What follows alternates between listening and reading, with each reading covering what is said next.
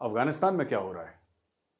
मुझे तो डर लग रहा है वीडियो रिकॉर्ड करने में, क्योंकि जब तक मैं वीडियो रिकॉर्ड करूंगा और वो एडिट होगा, हो ना हो, वहां पे हालत ही बदल जाए पूरी।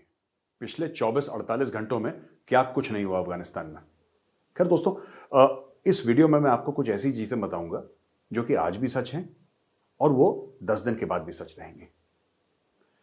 हुआ यूं कि तालिबान काबुल पर चढ़ दौड़ा, अशरफ गनी गायब, उनके जो मार्शल थे आर्मी के वो गायब, आर्मी ने फटाफट सरेंडर कर दिया और काबुल पे पूरा काबिज हो गया तालिबान। अब पूरे अफगानिस्तान के ऊपर दोस्तों तालिबान का राज है, ये आप समझ चुके होंगे, अभी तक आप खबरें देखते हैं।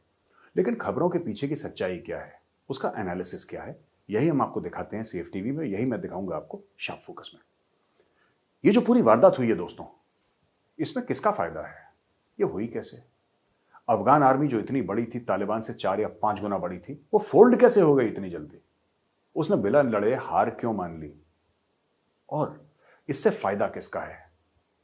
क्या भारत को कोई नुकसान है या भारत को फायदा है, या फिर मामला न्यूट्रल गियर में चलेगा? चलिए आज इसके ऊपर थोड़ा सा डिस्कशन हो जाए, बातचीत हो जाए। मुझे ऐसा लगता है, मेरा एनालिसिस ये है कि पाकिस्तान कितना भी सेलिब्रेट कर ले, कितनी भी खुशियां मना ले, लेकिन सबसे ज्यादा नुकसान पाकिस्तान को होने वाला है। आपको आश्चर्य हो रहा होगा कि मैं ऐसा बोल क्यों रहा हूं।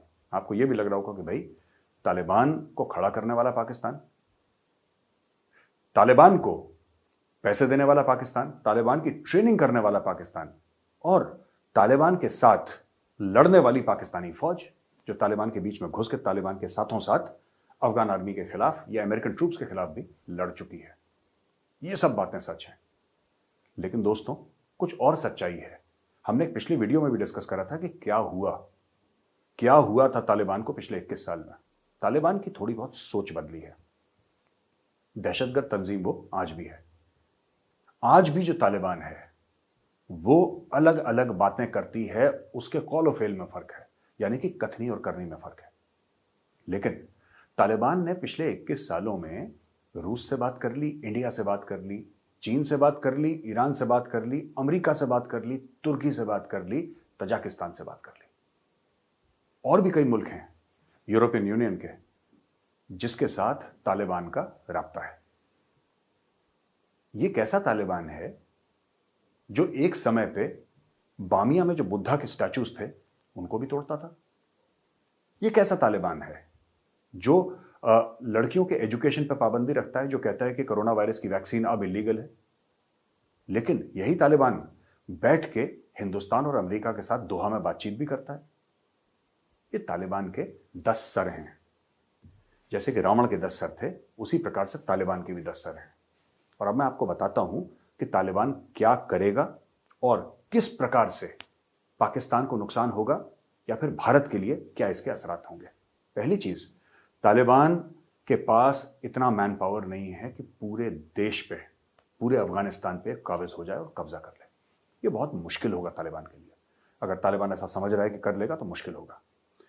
दूसरी तरफ नदन अलायंस दोबारा खड़ा हो रहा है और नदन अलायंस का साथ देने वाले कई लोग हैं। अब सब लोग वेट एंड वॉच का गेम चल रहा है यहां पे। रूस भी वहां पे सेंट्रल एशिया में वॉर गेम्स कर रहा है अपने, उसकी आर्मी का प्रेजेंस है। चाइना भी बड़े जिसको कहते हैं कि एक शार्प नजर से, पैनी नजर से इन सब चीजों को देख रहा है। भारत भी देख रहा है। तालिबान कोशिश करेगा कि पूरे मुल्क में अपनी हुकूमत अच्छी तरीके से जमाए। तालिबान कभी यह नहीं चाहता कि किसी और मुल्क में जाके कोई एक्शन करे। और तालिबान ने खासतौर से भारत को यह कह दिया है कि हमारा कश्मीर से कोई लेना देना नहीं है।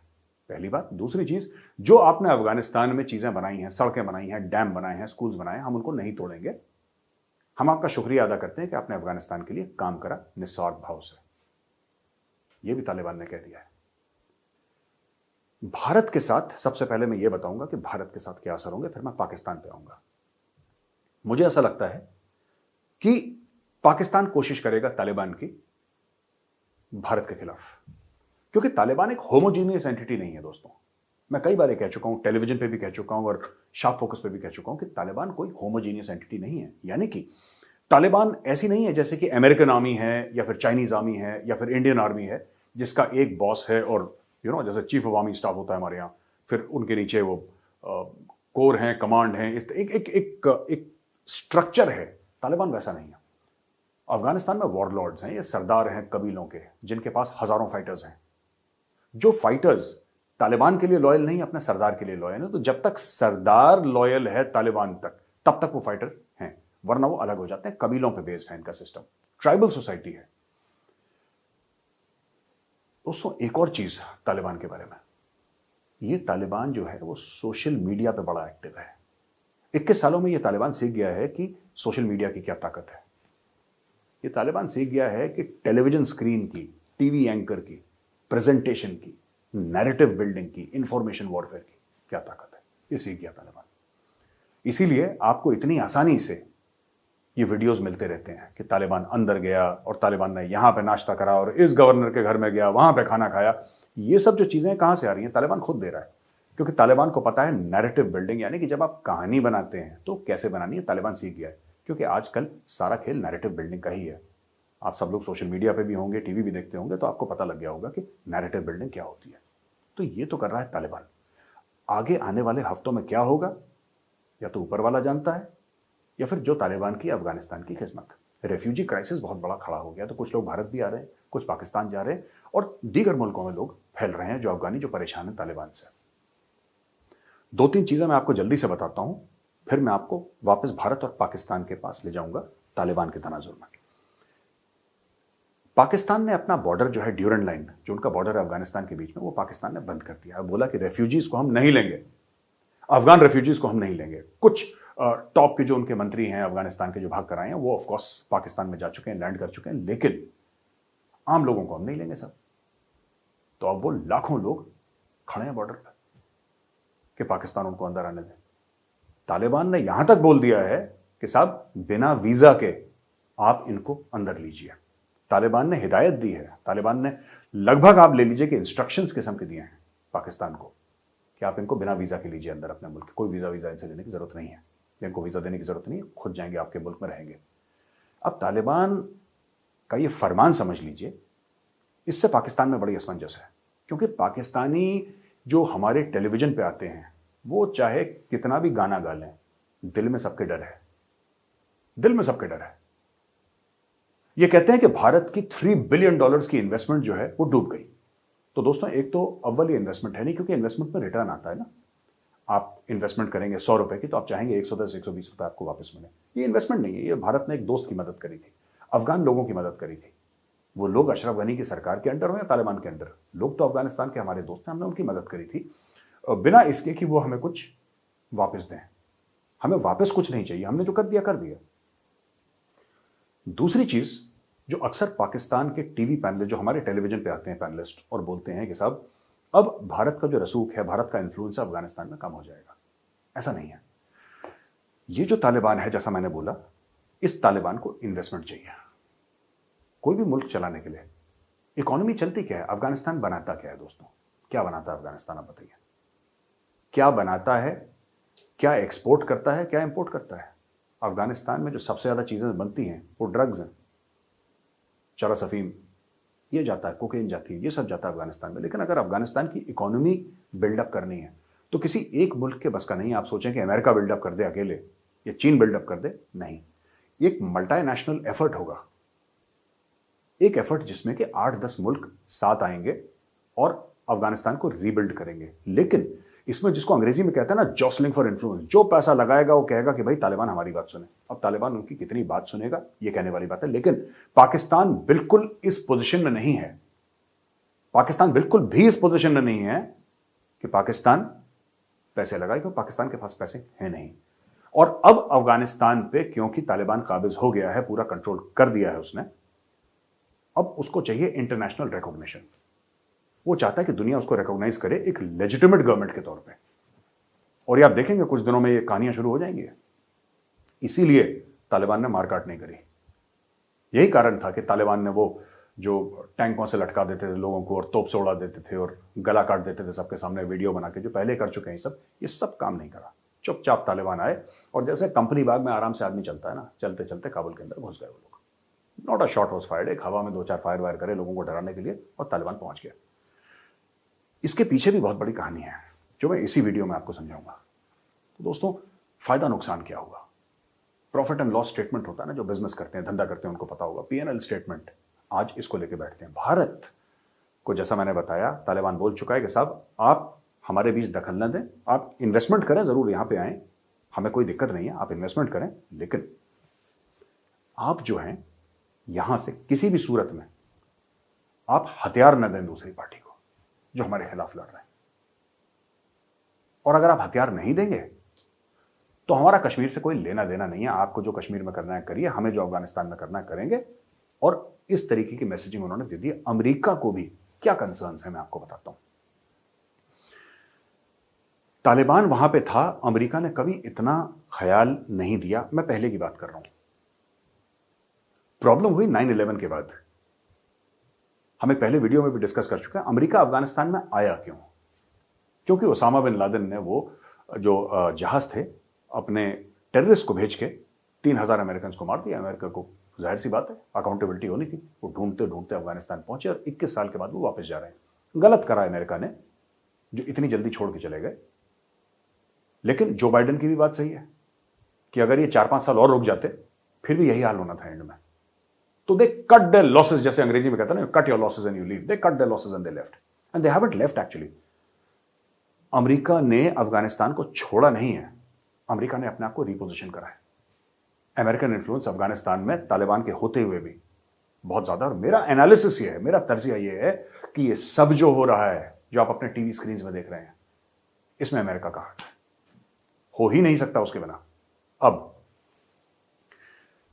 ये तो डीलिंग वीलिंग जो हुई है दोहा में पीछे कई दीगर ममालिक से, और ये सब हुआ है, वो सब होगा। लोग गुस्से का इजहार भी करेंगे ना, क्या है तालिबान ने गलत करा है और ये करो वो करो, ये सब होगा।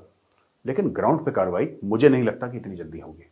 मेरा ये एनालिसिस है personal, I could be wrong, but मेरा एनालिसिस है कि ग्राउंड पे इतनी जल्दी कार्रवाई होगी नहीं।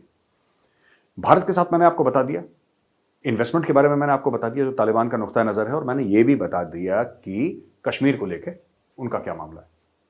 उन्होंने एम्बेसी वालों को बोल दिया, जो काबुल में एम्बेसी वाले थे, आप आराम से रहिए, हमें आपसे कोई लेना देना नहीं है, आप खुश रहिए, आबाद रहिए, हम आपको कुछ नहीं कहेंगे। सरकार बदली है। तालिबान ऐसा क्यों कर रहा है? तालिबान इसलिए कर रहा है क्योंकि तालिबान चाहता है वहां पे एम्बेसीज हों। तालिबान चाहता है कि दुनिया उसको रिकॉग्नाइज करे। ये वो तालिबान नहीं है कि काबुल पे चढ़ दौड़े और फिर उसके बाद कुछ नहीं करा। इस तालिबान ने 21 साल में बहुत कुछ सीखा, इसने दुनियादारी सीखी है। ये वो गुफाओं में रहने वाला तालिबान नहीं है। हाँ, अभी भी तालिबान है उतना ही विशियस। अगर आपको लगता है कि उनकी मार काट की फितरत, लोगों को जान से मारने की फितरत, लोगों पर जुल्म करने की फितरत अगर खत्म हो गई या कम हो गई तो ये बहुत बड़ी गलतफहमी होगी। फितरत वही है उनकी, लेकिन ये थोड़े से स्मार्ट हो गए। जैसे कि वायरस म्यूटेट करता है ना दोस्तों, आपने देखा ना, वायरस, कोरोना वायरस म्यूटेट करता है, अलग अलग आइटरेशंस, अलग अलग वर्जन इसके निकलते हैं। ये तालिबान 2.0 है। This is a more dangerous version of the previous Taliban.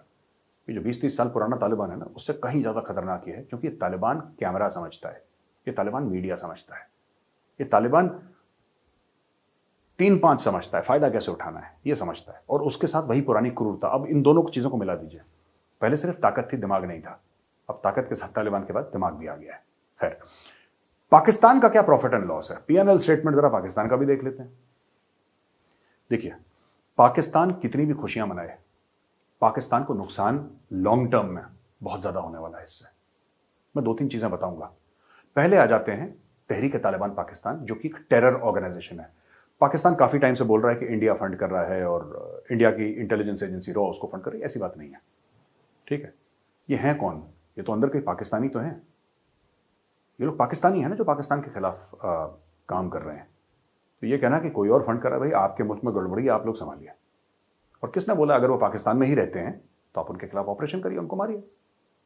इन्होंने करा भी है पाकिस्तान ने, ऐसी बात नहीं कि पाकिस्तान ने ऑपरेशन नहीं करे, कामयाब ऑपरेशन 1-2 कर चुके हैं। ये ज़रब अज़ब इन्होंने करा था और इन्होंने रद्दुल फसाद भी करा था मेरे हिसाब से, if I am pronouncing the name right. इन्होंने ये सब ऑपरेशंस करे थे पाकिस्तानी आर्मी ने, और काफी हद तक कामयाब भी रहे ऑपरेशंस। इसमें कोलैटरल डैमेज भी रहा, लेकिन at the end of the day ये काम हुए हैं। वहां पे हुआ यह है कि तहरीक तालिबान पाकिस्तान एक पश्तून ग्रुप है जो कि पाकिस्तान बेस्ड है। खैबर पख्तूनख्वा के एरियाज जो हैं उधर काफी एक्टिव है। पाकिस्तानी स्टेट को रिकॉग्नाइज नहीं करता, कहता है कि ये सब इलाके पाकिस्तान से अलग होंगे, एक अलग इस्लामी मुल्क बनेगा, एक अलग इस्लामी निज़ाम बनेगा। और उनका ये भी कहना है, और CNN में इंटरव्यू के दौरान ये भी कहा था, हमने पिछले एपिसोड में आपको दिखाया था कि हमारी लड़ाई जो है पाकिस्तानी फौज से है, पाकिस्तानी सिक्योरिटी एजेंसी से हमारी लड़ाई। तो मस्जिदों में बम फोड़ना, स्कूल में बच्चों को मारना, आम इनोसेंट पाकिस्तानी सिविलियंस को गली मोहल्लों में मारना और बाजारों में बम ब्लास्ट करना, औरतों बच्चों को मारना, यह तहरीक तालिबान का मेन काम है। वो करते ही ये हैं। तो कोई इनको फ्रीडम फाइटर ना समझे। अगर किसी को गलतफहमी है कि साहब पाकिस्तान ये फ्रीडम फाइटर नहीं है, ये हैं टेररिस्ट, लेकिन ये चाहते हैं फ्रीडम पाकिस्तान से, तो उस लिहाज से खुद को फ्रीडम फाइटर कहते हैं।